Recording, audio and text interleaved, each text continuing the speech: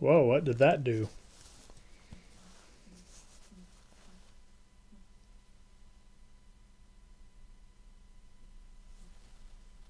I'm hearing strange noises.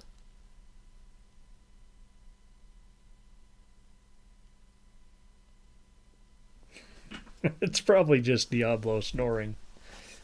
Look, you know what this means, right?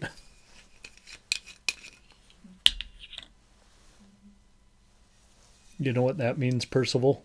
Yes, I suppose so.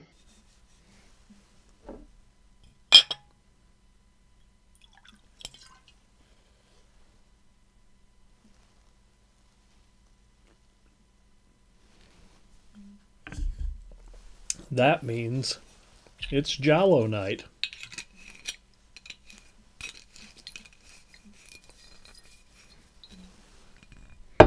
And we'll see if either of these movies actually have a J&B bottle. Let's get this fixed while we're in the cold open. Okay, ready, steady, go.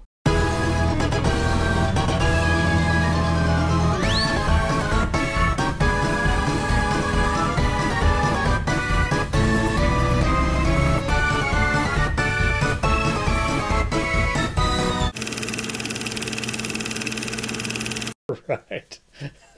We're just going to start over on this one. Welcome to the Late Night Picture Show. I would say ladies and gentlemen, but I don't know if that applies to my audience. Let's have some J&B. And like I said, we'll see if it shows up in either of these pictures. So why I had to start over is people kept texting me because Charlie doesn't want to go to bed because it's too hot over there. So maybe they need to turn on the air conditioning. I don't know.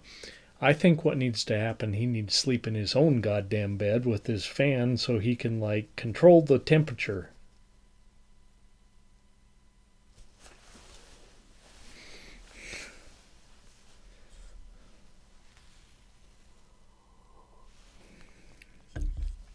Okay, we're going back to 1972 when I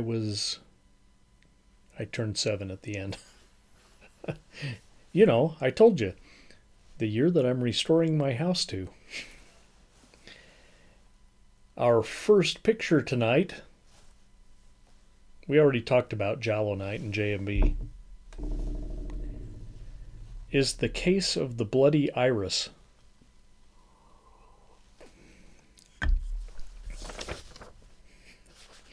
Now, I don't know Italian very well, but I know some French. In fact, I can read, like, I don't know, kindergarten level French. This does not say The Case of the Bloody Irish.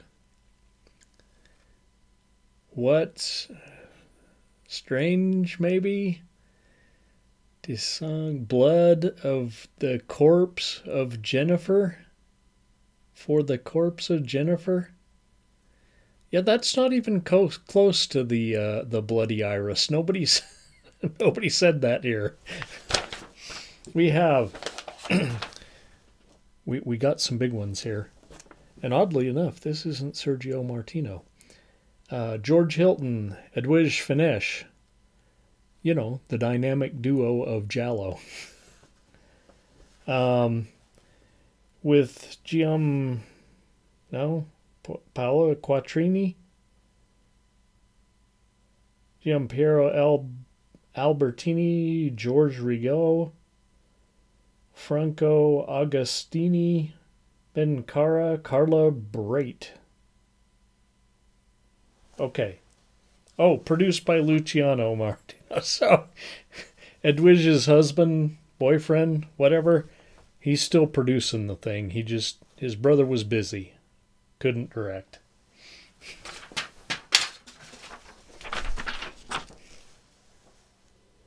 Where'd you go? The Case of the Bloody Iris.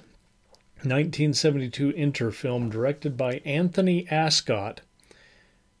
Now, I'm going to look like a jackass if Anthony Ascott's like a pseudonym for Sergio Martino, but I don't know why it would be, because we've seen Sergio Martino all over Edwidge Finesse films. And usually with George Hilton.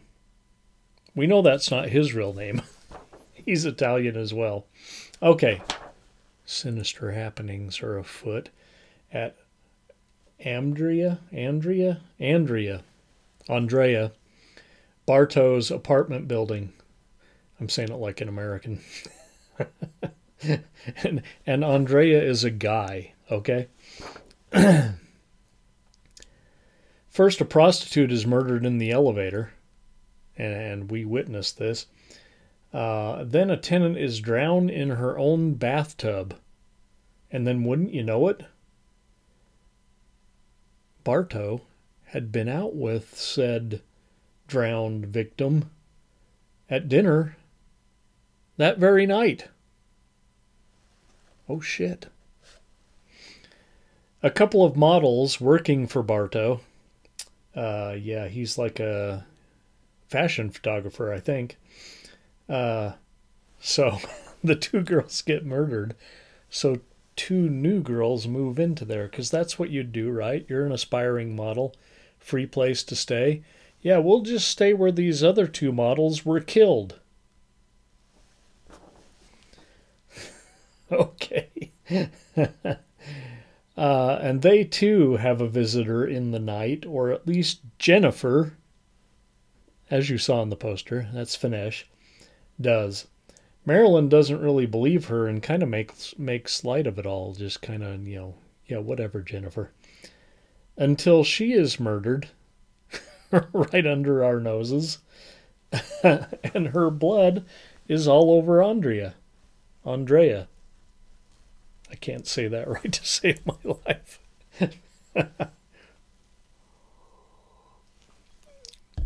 So I had a friend named Andrea. I had a friend named Andrea. And then, of course, the European version is Andrea. So forgive me for having all these friends who pronounced it differently. Okay, by this time the cops are on the case. And though Bartow is not initially a suspect, as you can imagine, they're watching him pretty closely because he has ties to all the victims.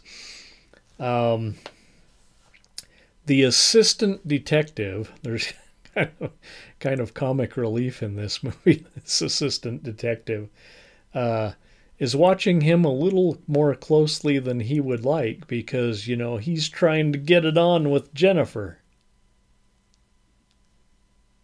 It's Edwidge Finesse. Of course he's trying to get it on with her.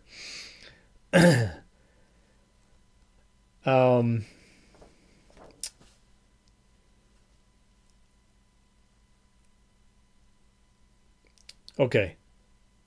But who's the killer? Who's the killer in this freaking mess? we have Jennifer's stalker ex-husband. Well, that'd be kind of too obvious, wouldn't it? The old lady next door? Maybe the deformed son that she's hiding? Like nobody knows that he's even still there? What about the neighbor on the other side? Yeah, the lesbian who's kind of obsessed with Jennifer. Or maybe her old man and his goddamn violin playing at all hours of the night through the walls. Okay. I left you a lot of options there, and I'm not going to tell you who it was. Another perfect vehicle for Finesse. With all the great giallo fixtures, the dizzying staircase, the dark figure with surgical gloves, a frantic Finesse. All with a little comic relief thrown in by the bumbling assistant detective. Yeah, he's actually pretty good. The racial fetishization of the second victim is, definitely dated, 1972. But, this was a good one. This was a good one. Not a great one. Extra points for the Bruno Nicolai. Bruno Nicolai score. Good, not great.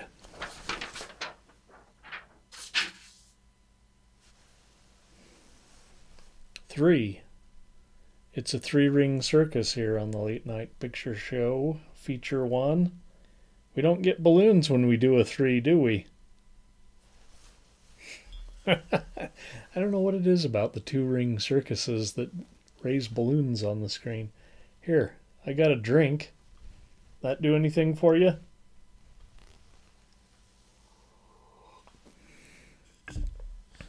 Okay. I'd say let's all go to the lobby, but I'm just going to polish this off. Well, I don't know if I'm going to polish it off, but I'm going to have some more of it. Actually, you know what? I am going to go to the lobby because just because we got J&B doesn't mean we need to drink it on ice necessarily. We could make us a nice Rob Roy. Or maybe even one of those Rob Roys with the little bar spoon of Drambuie in it. Yeah, we'll see what we do. I'll be sure and let you know. But let's all go to the lobby and get ourselves a drink. Let's all go to the lobby. Let's all go to the lobby. Let's all go to the lobby to get ourselves a treat. Delicious things to eat. The popcorn can't be beat. The sparkling drinks are just dandy. The chocolate bars and the candy. So let's all go to the lobby to get ourselves a treat.